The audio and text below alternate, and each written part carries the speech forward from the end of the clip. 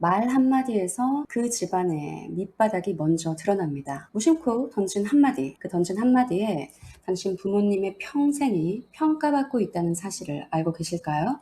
나이가 들고 머리에 희끗희끗 흰머리가 앉으면 세상 사람들은 당연히 그만큼의 연륜과 인생 지혜가 쌓였을 것이라고 기대합니다. 그런데 나이를 먹을 만큼 먹고 사회에서 나름대로 성공을 맛보았다는 분들 중에서도 유독 곁에 머물기 싫어지는 사람이 있어요. 왜 그럴까요? 바로 몸만 어른이 되었을 뿐이고 행동거지에서 가정교육 못 받은 티가 팍팍 나기 때문이죠. 혹시 내 얘기인가 싶어서 뜨끔하실 수도 있어요. 하지만 귀를 닫지 마십시오.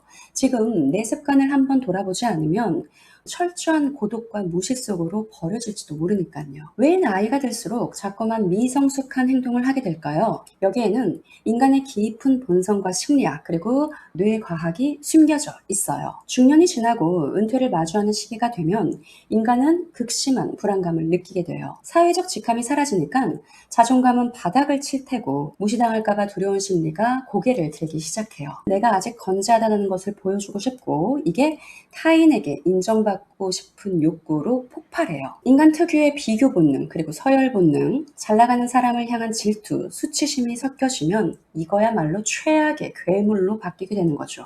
게다가 더 슬픈 사실은 나이가 들수록 우리는 이성을 담당하는 전두엽의 기능이 점차 약해진다는 점이에요. 전두엽 브레이크가 고장나니까 이기심과 못난 성정이 여과 없이 튀어나와요. 평소에 정말 철저한 마음 공부, 자기 개발 이런 걸로 내면을 닦아두지 않았던 사람은 전두엽의 퇴화와 함께 부모에게 제대로 배우지 못한 밑바닥의 본성 그대로를 보여주게 되는 거예요. 자, 그렇다면 과연 어떤 행동들이 대놓고 나 가정교육 못 받았습니다 라고 광고하는 꼴이 될까요? 첫 번째는 식당이나 카페에서 직원에게 대뜸 반말하거나 갑질하는 행동이에요. 주변에서 정말 흔하게 보입니다. 야, 거기 물 좀 가져와. 야, 여기 계산 좀 해줘. 이러면서 나이가 어리다는 이유로 초면에 말을 놓는 분들이 있습니다. 심리학적으로 보면 사회에서 채워지지 않은 그 서열 본능과 인정 욕구를 자기보다 약해 보이는 서비스 직원에게 화풀이하는 거죠. 고장난 전두엽이 이기심을 통제하지 못하는 그 전형적인 모습입니다. 이런 모습을 보면 상대방은 속으로 어떻게 생각할까요? 대접해주는 것이 아니라 참 못 배웠다. 저 나이 먹도록 저렇게밖에 대접을 못 받고 살았나? 하면서 멸시를 보내게 됩니다. 지위가 낮아 보이는 사람에게 부리는 권세, 자존감이 바닥이라는 가장 확실한 증거입니다. 두 번째는 남의 집에 놀러 갔어요. 혹은 사적인 자리예요. 함부로 선을 넘는 행동입니다. 친하다는 이유로 남의 집 냉장고 문을 덜컥 열어본다거나 서랍을 쓱쓱 뒤적이는 분들이 있습니다.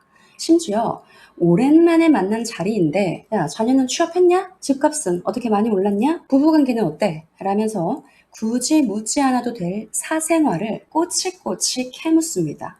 타인과의 경계의 선을 전혀 존중하지 못하는 무례함이죠. 그 상대방에 대한 질투가 자신보다 아래에 두고 싶어 하는 그 질투 기제에서 기인해요. 상대방은 난감해서 겉으로는 웃고 있을지 몰라도 마음속으로는 이미 그렇게 행동한 존재를 인생에서 차단하려고 준비하고 있을지도 몰라요. 그리고 공공장소에서 주변을 전혀 배려하지 않고 큰 소리로 떠들거나 행동하는 것입니다.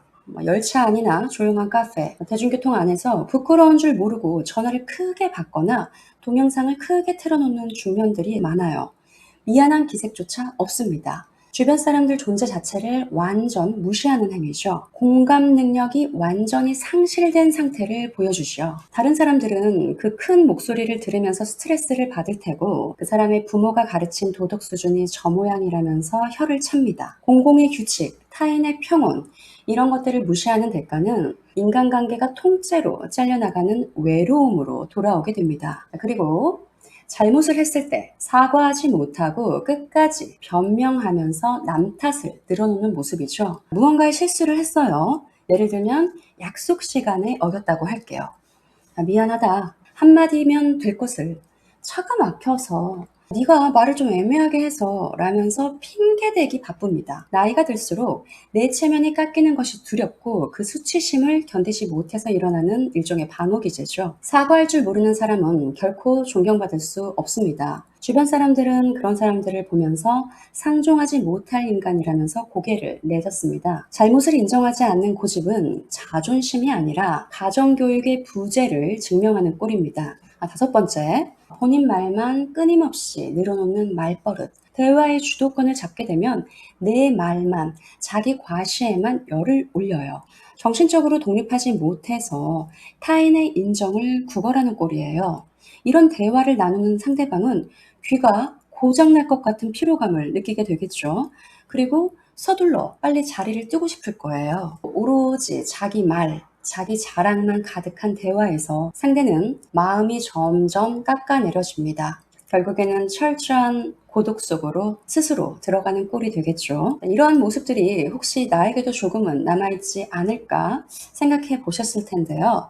만약에 그렇다면 이런 천박한 행동들을 집어 던지고 품격 있게 당장 실천할 수 있는 세 가지 인생 지혜를 제안합니다. 첫 번째로는 입을 열기 전에 반드시 3초만 침묵하는 습관을 지녀요. 고장나기 쉬운 전두엽 브레이크를 수동으로 잡아주는 뇌과학적 훈련입니다. 튀어나오려는 반말, 굳이 안 해도 될 잔소리, 내 자랑, 그 3초 동안 걸러내는 작업입니다. 침묵은 당신의 말을 무겁게 만들고 품격을 높여줘요.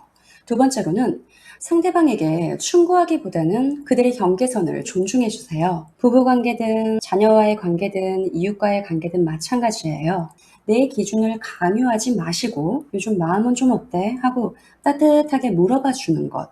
그리고 상대가 원치 않은 영역은 더 이상 침범하지 않는 것이 제대로 된 가정교육을 받은 이들의 세련된 태도죠. 세 번째로는 혼자 있는 고독의 시간을 축복으로 바꿔보세요. 남들과의 끊임없는 비교, 서열 이런 걸 잠재우려면 좋은 책 읽고 내면을 가꾸는 마음 공부에 집중하세요. 스스로 행복해질 수 있는 사람만이 타인에게도 무례하지 않을 수 있습니다. 돈이 많다고 해서 자식이 잘 됐다고 해서 품격이 생기는 게 아닙니다. 오늘 당신이 던진 말버릇 하나가 누군가의 가슴에 따뜻한 온기로 남았습니까? 아니면 못 배운 인간이라는 차가운 낙인으로 남았습니까? 사람은 자기가 만든 습관으로 늙어갑니다. 오늘 영상 여기까지입니다.